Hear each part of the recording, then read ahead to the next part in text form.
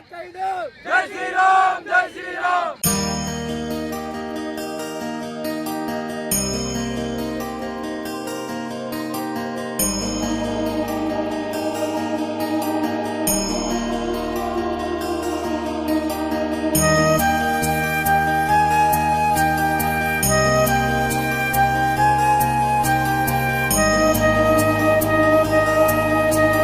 તો મિત્રો આ છે 1100 કિલોનો દીવો જે વડોદરાની અંદર તૈયાર થયો છે અને વડોદરાથી અયોધ્યા જઈ રહ્યો છે. 1100 કિલોનો દીવો છે. તેની સાઇઝ તમે જુઓ તો આવો દીવો તમે અત્યાર સુધી ક્યાંય જોયો નહીં હોય. દુનિયાનો સૌથી મોટો દીવો છે.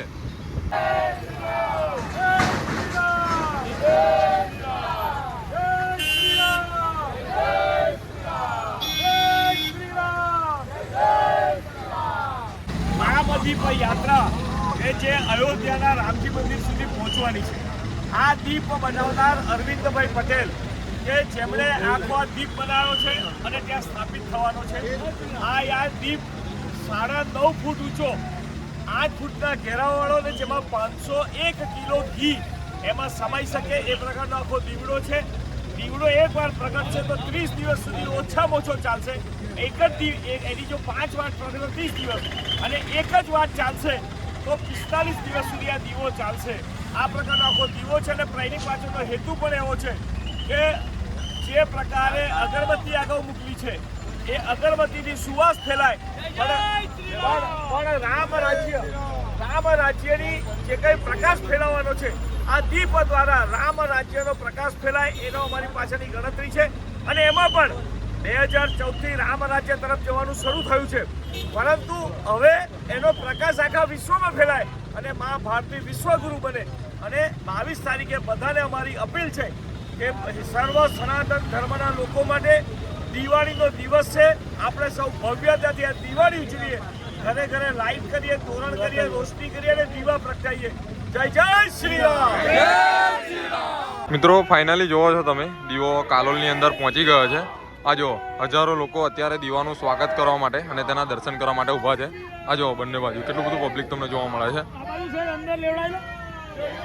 આ જો ફાઇનલી અત્યારે દીવો પહોંચી ગયો છે કાલોલની અંદર. તમે પણ દર્શન કરી શકો છો. બધા જ ભક્તો પણ દર્શન કરી રહ્યા છે.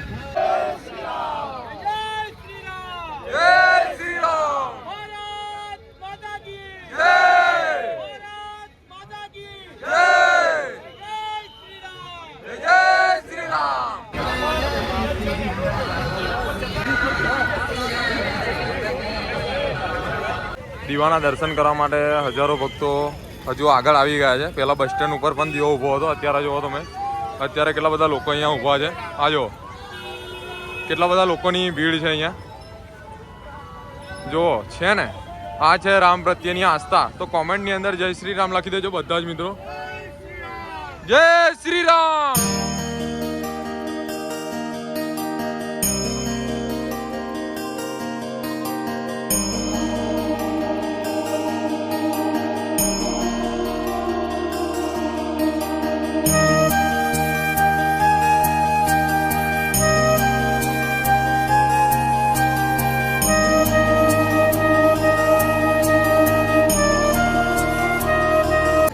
મિત્રો અત્યારે આજે તમે જુઓ છો તે છે શ્રી રામદીપ જે વડોદરાની અંદર તૈયાર થયો છે અને અયોધ્યા જઈ રહ્યો છે. દીવાની ખાસ વાત કરીએ તો દુનિયાનો સૌથી મોટો દીવો છે જે 1100 કિલોનો દીવો છે. 500 કિલો ઘી માય છે આ દીવાની અંદર. એવડો મોટો દીવો છે. આ જુઓ છો તો 1 મહિના સુધી આ દીવાની જ્યોત સળગતી રહેશે.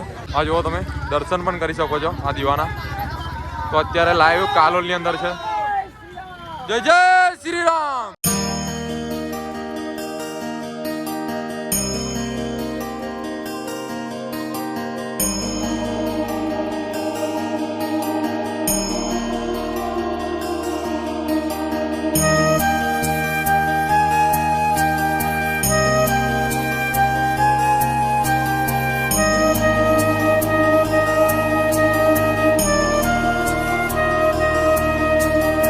દીવાના દર્શન કરવા માટે કેટલી બધી ભીડ લાગી ગઈ છે.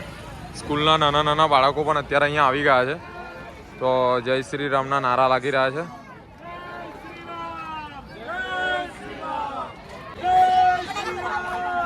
જય શ્રી રામ. અત્યારે ભીડ જોવો ખાલી તમે.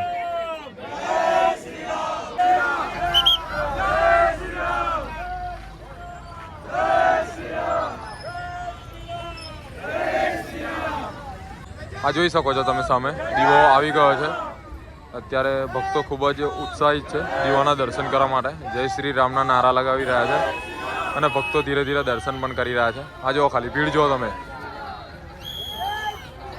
જય શ્રી રામ, જય શ્રી રામ,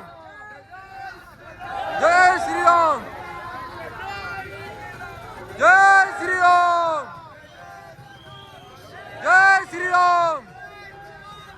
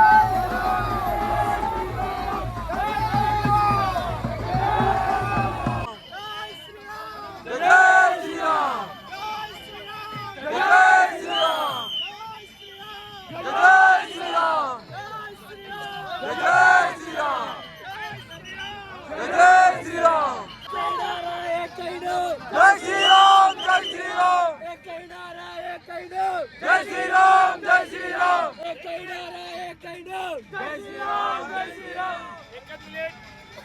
આપણે સનાતન રાષ્ટ્ર સેવા સંઘ એના પર જઈ રજીસ્ટ્રેશન કરીને રામ રામ લખો 1 કરોડ વખત. 1 કરોડ વખત લખવાનું આપણું લક્ષ્યાંક છે 22 તારીખ પહેલા. કાલોલના ધારાસભ્ય ફતેહસિંહ ચૌહાણ દ્વારા આ દીવાનું ભવ્ય સ્વાગત કરવામાં આવ્યું છે ફૂલોથી. આ જો સામે છે કાલોલના ધારાસભ્ય ફતેહસિંહ ચૌહાણ. આ જો તો અત્યારે અહીંયા દીવાનું ભવ્ય સ્વાગત થયું છે. આ ભીડ જુઓ ખાલી તમે, કેટલી બધી ભીડ છે. તો કોમેન્ટની અંદર જય શ્રી રામ લખી દેજો. આ છે આપણા ધારાસભ્ય ફતેહસિંહ ચૌહાણ. જય જય શ્રી રામ, જય જય શ્રી રામ, જય જય શ્રી રામ, જય જય શ્રી રામ, જય જય શ્રી રામ, જય શ્રી રામ.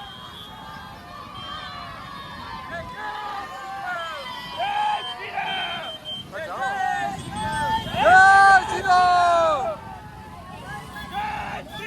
જય જય શ્રી રામ, જય જય શ્રી રામ.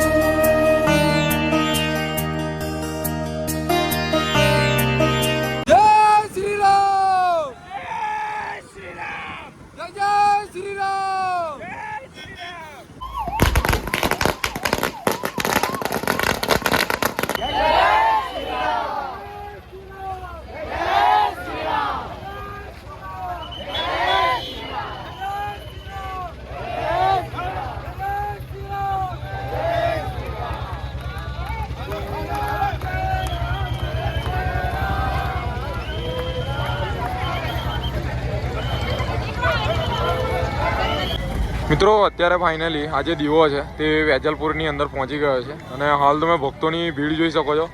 હજારો ભક્તો છે જે દીવાના સ્વાગત માટે આવી ગયા છે. આ જુઓ ખાલી ભીડ જુઓ તમે. રોડની બંને સાઈડ તમને હજારો ભક્તો જોવા મળશે. આ જુઓ અહીંયા ભવ્ય સ્વાગત પણ કરવામાં આવ્યું છે દીવાનું. આ જુઓ દર્શન માટે પડાપડી છે. આ લાઈવ તમે જોઈ શકો છો.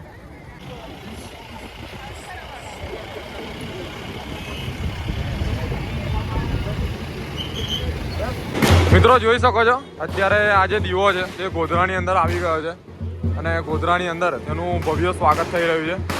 આ જો ટોટા બોટા ફૂટી રહ્યા છે અને ભવ્ય સ્વાગત થઈ રહ્યું છે. આ જો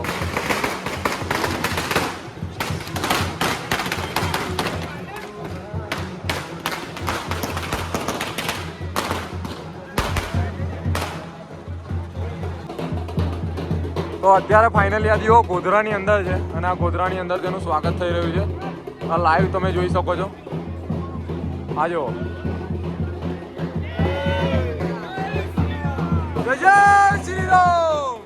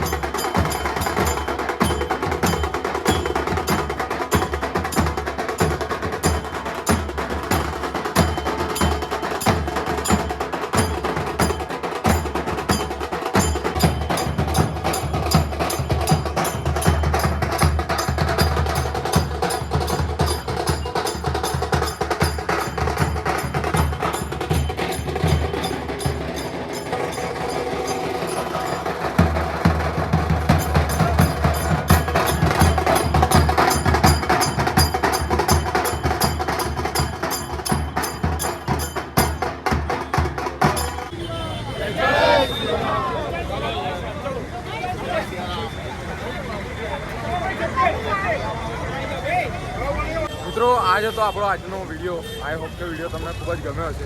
વિડીયો ગમે તો વિડીયોને લાઈક કરો, શેર કરો.